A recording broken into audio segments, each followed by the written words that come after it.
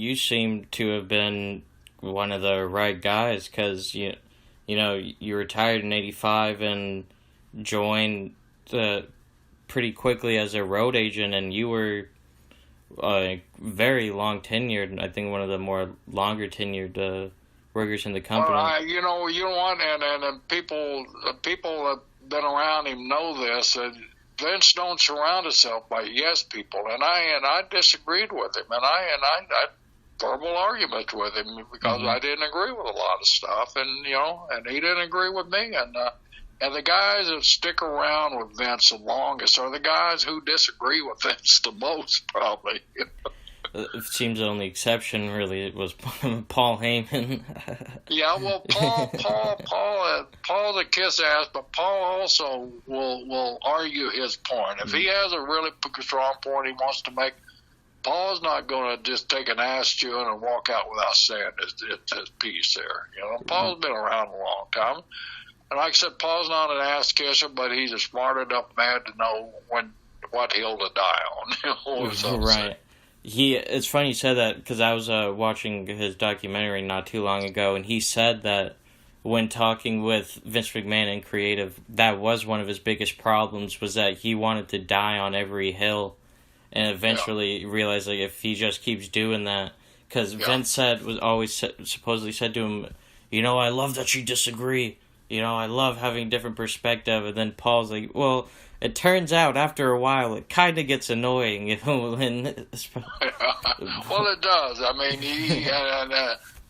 mean, they're two different characters, and one has different beliefs, and you can't disagree with the boss in any profession constantly 24/7.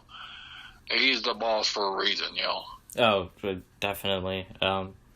So, how much did you really, obviously you were kind of gushing about how much you had learned and stuff, but how much did you really enjoy your time in the WWE compared to other promotions? Because with WWE, you're mostly working in a backstage role, so you obviously adapt to that, but I feel like with a more relaxed environment, in terms of not having to go out and wrestle every night, you can kind of settle down a bit and really just kind of live in the moment.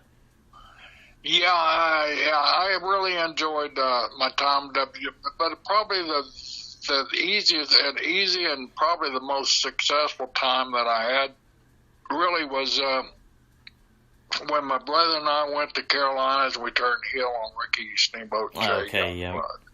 And I had my birth of my first son, so I was walking on cloud Wesley? at West, the first year, So, and plus we were just, red hot in that damn Carolinas and selling out every night everywhere we went. So that was, and it was, working with Steamboat and Youngblood. It was like a night off. It was.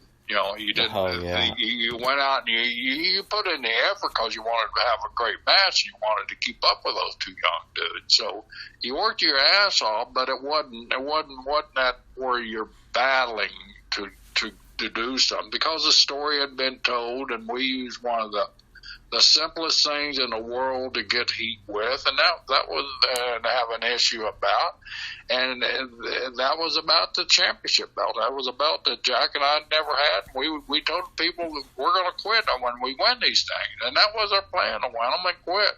Of course, you got to have the rematches and drop them and all that stuff, but that was all part of the program, and the people bought into that, and they knew that, to achieve that goal, we would wrestle any means necessary. So if we got to kick their ass illegally, we'll do it. But that was probably one of the most enjoyable times I ever had. I think it was some of the best work for me personally I ever did, especially with my promos. And I could be a smart-ass little brother, and have a killer big brother there to back me up on everything. So it was easy. It was natural. And so that was probably the most relaxed and non-pressure.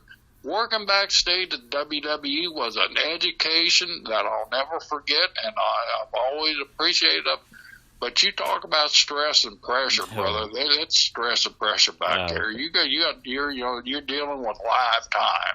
You're dealing with live people with families and the history behind them. So there's a lot of pressure, and there's a lot of pressure. Number one to make sure the talent's happy, and the talent's not going to be happy all the time. So I was saying, you can fool some of the people some of the time, but not all people all the time, or whatever the hell. It's the same with talent. You can make some of the talent happy some of the time, but you can't make all the talent happy all the time. But it was a stressful period, and but I loved every minute of it. But it was so damn stressful. It's unbelievable. I mean, it's hard to describe what some of the pressures were, and some of them were just minor little things, but they were details that you knew the boss wanted done, so you had to get it.